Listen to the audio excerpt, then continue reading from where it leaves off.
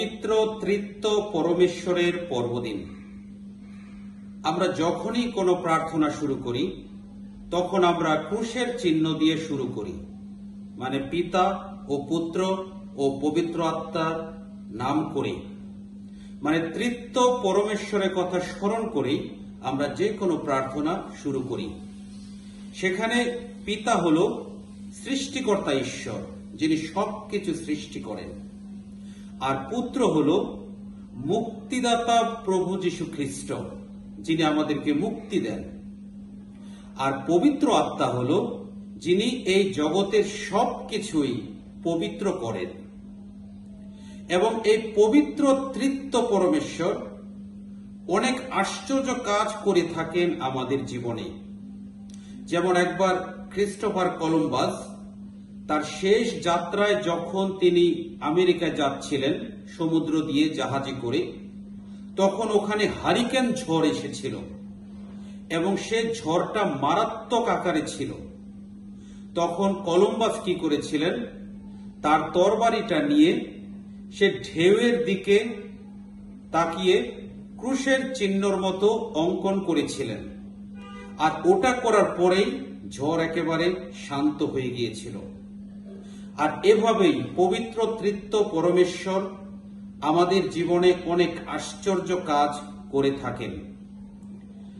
এই পবিত্র ত্রিত্ব পরমেশ্বর তিনজন ব্যক্তি মিলেই হলো এক ঈশ্বর।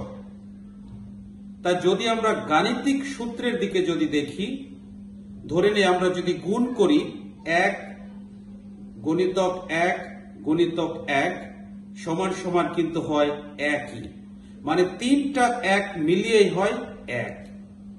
ঠিক তেমনি এই পবিত্র ত্রিত্ব পরমেশ্বর তিনজন ব্যক্তি মিলিয়েই হয় এক ঈশ্বর। তাই যখন আমরা পবিত্র ত্রিত্ব পরমেশ্বরের কাছে প্রার্থনা করি তখন কিন্তু আমরা এক ঈশ্বরের কাছেই প্রার্থনা করি। আবার যদি এটা মোমবাতি দিয়ে ব্যাখ্যা করি, একটা মোমবাতিতে আলো আছে, তাপ আছে, রশ্মি আছে, এই তিনটে মিলিয়ে হয় একটা মোমবাতি। এভাবেই পবিত্র ত্রিত্ব পরমেশ্বর তিনটা জিনিস বা তিনজন ব্যক্তি একসঙ্গে আছে। একবার একজন পুরোহিত, তিনি আমেরিকার শিকাগো এয়ারপোর্টে অপেক্ষা করছিলেন লাউঞ্জে বসে। সেখানে আরেকজন ভক্তের সঙ্গে তার কথা হচ্ছিল। সে ভক্ত তাকে বলছিলেন যে আপনারা কি পবিত্র ত্রিত্বে বিশ্বাস করেন? আমি কোনো পবিত্র ত্রিত্বে বিশ্বাস করি না, আপনি কি আমাকে ব্যাখ্যা করে বুঝিয়ে দিতে পারবেন? তখন ওই ফাদার তাকে বলেছিলেন, আচ্ছা দূরে ওই সূর্য কি দেখতে পাও? ওটা আমাদের পৃথিবী থেকে 90 কোটি মাইল দূরে আছে, কিন্তু তবুও ওখান থেকে কিন্তু আমরা সেই রশ্মিটা পাই, তাপ অনুভব করি। তাই ওখানে যদি আমরা দেখি সূর্যটা হলো পিতা ঈশ্বরের মতো, আর যে রশ্মিটা যে আসছে ওটা হলো পুত্র ঈশ্বরের মতো, আর যে তাপটা আমরা পাচ্ছি, রৌদ্রের তাপ, এই তাপটা আমরা দেখতে পাচ্ছি না কিন্তু অনুভব করতে পারছি, এটাই হলো সেই পবিত্র আত্মার মতো। আর তাই পবিত্র ত্রিত্ব পরমেশ্বর এমনই, একসাথে তারা তিনজন কাজ করেন। এই পবিত্র ত্রিত্ব পরমেশ্বরের উপরে একজন বিখ্যাত আর্টিস্ট আন্দ্রে রুসেভ, তিনি 1408 সাল থেকে 1427 সালের মধ্যে একটা সুন্দর একটা প্রতিকৃতি অঙ্কন করেছিলেন, যেটা পৃথিবীব্যাপী বিখ্যাত।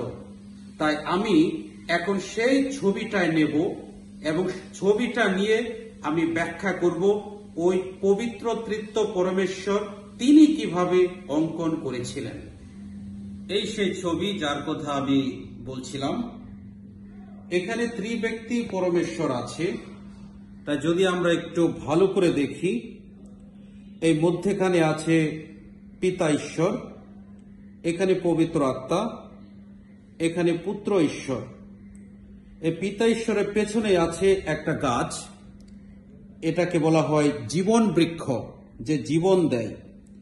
এবং পাশে যে পবিত্র আত্মা এই যে সবুজ আবরণে আবিষ্ট হয়ে তিনি এদিকে তাকিয়ে আছেন, মানে পিতা এবং পবিত্র আত্মা দুজনেই পুত্র ঈশ্বরের দিকে তারা দৃষ্টি দিয়ে আছেন।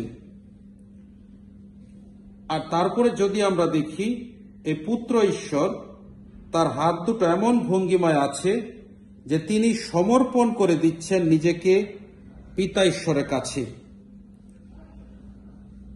আর এই যে আমরা ঈশ্বরকে আমরা দেখতে পাচ্ছি এখানে, ঈশ্বরের আবরণ যে নীল এবং বেগুনি, এটা হলো রাজকীয় প্রতীক, মানে তিনি হলেন রাজা।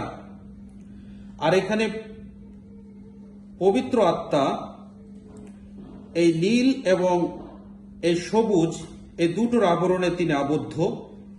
এটার মানে বোঝায় শান্তির প্রতীক, মানে তিনি শান্তি দিচ্ছেন।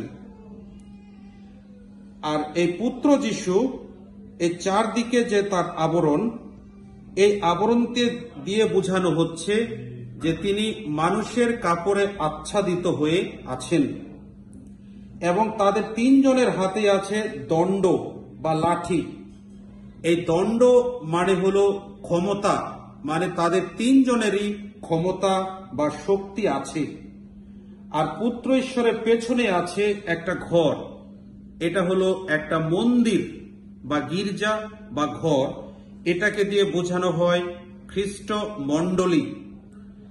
আর এই ত্রিব্যক্তি পরমেশ্বর চারদিকে আমরা দেখতে পাচ্ছি পাখার মতো, তার মানে তারা পুরো স্বর্গদূত দ্বারা আবিষ্ট হয়ে আছেন, তাদের চারদিকেই স্বর্গদূত। আর এই মধ্যেখানে যেটা, এটা হলো বেদী। এই বেদীতে আমরা দেখতে পাচ্ছি পিতা ঈশ্বরের হাত আছে এবং পবিত্র আত্মার হাত আছে, কিন্তু পুত্র ঈশ্বরের হাতটা নেই। মানে এই বেদীতেই পুত্র যিশুকে বলি দেওয়া হবে, এটাই বোঝানো হচ্ছে। এবং মধ্যেখানে যে পানপাত্র আছে, এই পানপাত্র থেকে পান করবেন পুত্র যিশু। তাহলে এই বেদীতে যখন কেউ যায়, আমরা দেখছি এদিক দিয়ে একটা খোলা আছে বা এন্ট্রি, মানে পবিত্র আত্মা এবং পুত্র ঈশ্বরের মধ্যে বা মধ্যস্থতায় খ্রিস্ট ভক্তরা আসে ঈশ্বরের কাছে বা এই বেদীতে। তার মানে এই দুজনের মধ্যস্থতায় আমাদের খ্রিস্ট ভক্তরা বেদীতে আসে, ঈশ্বরের কাছে আসে। তার মানে পুরো খ্রিস্ট জাগেই আমাদের এই ত্রিব্যক্তি পরমেশ্বরের একটা ভূমিকা আছে। তাই যখন আমরা খ্রিস্ট জাগে যোগ দেই, তখন আমরা কিন্তু ত্রিব্যক্তি পরমেশ্বরের কাছেই আসি। এই ত্রিব্যক্তি পরমেশ্বরের আইকনটি বিভিন্ন সম্প্রদায়ের মানুষ খুব শ্রদ্ধা করে। যেমন যদি RNDM সম্প্রদায়ের দেখি, তাদের প্রত্যেকটা কমিউনিটিতেই এই ফটোটা তারা রাখেন। তাদের আধ্যাত্মিকতার একটা কেন্দ্রই হলো এই ত্রিব্যক্তি পরমেশ্বর। তাহলে আমরা দেখতে পাই এই ত্রিব্যক্তি পরমেশ্বরের মধ্যে একটা সুন্দর সম্পর্ক আছে। সেখানে পিতা পুত্রকে ভালোবাসেন, পুত্র অন্যদেরকে ভালোবাসেন, মানুষদের। আর পবিত্র আত্মা হলো পিতা ও পুত্রের মধ্যস্থতাকারী। তার মানে এটাই আমরা বুঝতে পারি, পিতার ভালোবাসার বহিঃপ্রকাশ হলো পুত্রকে পাঠানো, পুত্রের ভালোবাসার বহিঃপ্রকাশ হলো আমাদেরকে ভালোবেসে ক্রুশের উপরে মৃত্যু। আর পবিত্র আত্মার কথা হলো পিতা ও পুত্রের একজন মধ্যস্থতাকারী।